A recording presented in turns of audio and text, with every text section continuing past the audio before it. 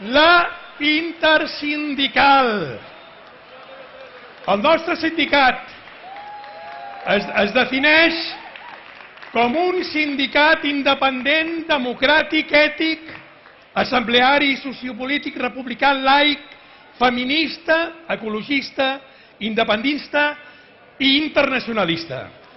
Els seus orígens ja venen del 1958, en plena dictadura franquista, i en els darrers anys no ha parat de guanyar representació sindical arreu de Catalunya.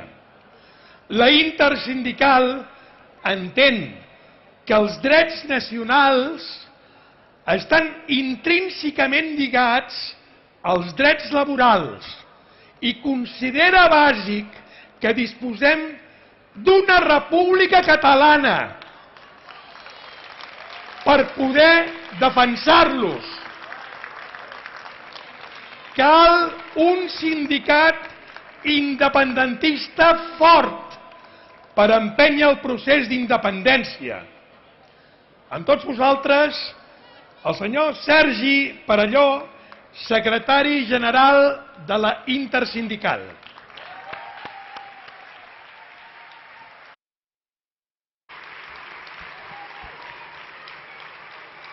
Recordar el passat i no oblidar d'on venim és un exercici necessari, no només des de la perspectiva sentimental i d'homenatge a aquells que ens han precedit en la lluita, sinó també com a aprenentatge de cara al futur. Aprenentatge, per exemple, per no repetir errors o per establir estratègies que ens garanteixin assolir els nostres objectius polítics, econòmics i socials. Aquestes són raons suficients per recordar el referèndum de l'1 d'octubre de 2017, l'acte democràtic i de desobediència civil més massiu i important dut a terme a Europa els últims anys. El nostre present es juga en el futur i no en el passat. Aquesta advertència ens assenyala que no podem quedar falcats en el passat, perquè fer-ho ens paralitza, ens desorienta i ens divideix. Avui la por és l'espantall que utilitzen aquells que no volen que res canviï, sigui el govern espanyol, sigui Foment del Treball o les plomes d'or dels diaris més importants.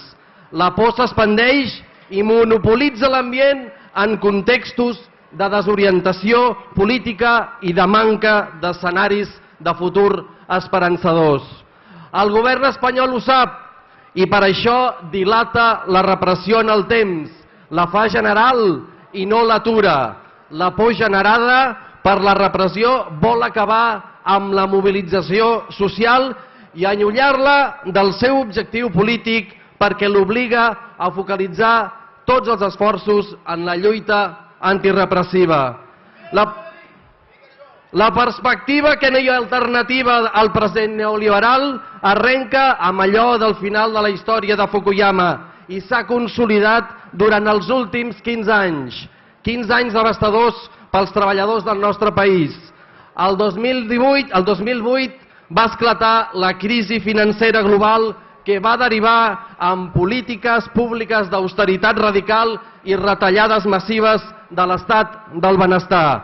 Després va irrompre la pandèmia de la Covid i la consegüent paràlisi de l'economia amb milers de treballadors sense poder treballar. I tot seguit ha esclatat la crisi energètica i l'augment desbocat de la inflació que mina el poder adquisitiu de tots nosaltres.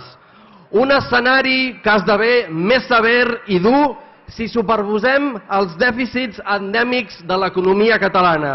Atur estructural superior al 10%, congelació salarial que es perpetua de fa 20 anys, estructura que pivota en els serveis més precaris i de menys valor afegit, índexs d'abandonament escolar inèdits a Europa o nivells de pobresa inadmissibles.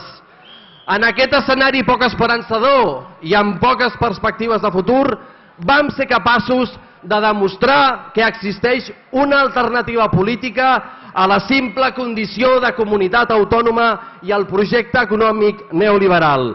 Va passar fa 5 anys. L'1 d'octubre de 2017 va quedar palès que és possible sacsejar la realitat i posar contra les cordes l'estat espanyol. La transcendència de l'1 d'octubre i l'objectiu de la independència és la palanca que qüestiona el model d'organització política i econòmica vigent i planteja la possibilitat de construir-ne una de diferent.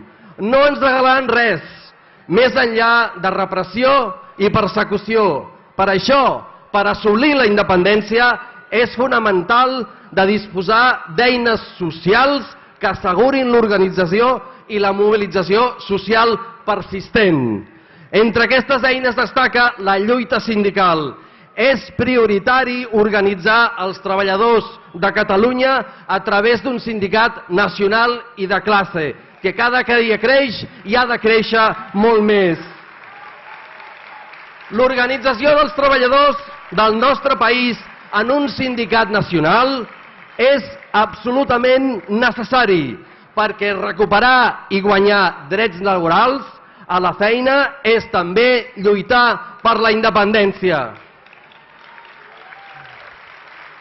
Perquè malgrat que ara diuen que gravaran els beneficis extraordinaris de les elèctriques o es plantegin la possibilitat d'instaurar una política de topall de preus, s'obstinen amb reformes laborals que permeten l'acomiadament barat o en fer-nos treballar més anys per menys pensió, quan el problema no és de les pensions, sinó dels salaris baixos. Per això cal un sindicat nacional fort al nostre país. L'economia de casino és insostenible. Sempre repetim que de les crisis en sortirem diferents, però els fets ho desmenteixen. Res va canviar a l'endemà de la crisi especulativa de 2008. Tampoc res és diferent després de la pandèmia de la Covid. I l'emergència energètica tampoc augura que s'adoptin mesures adequades per aturar el canvi climàtic.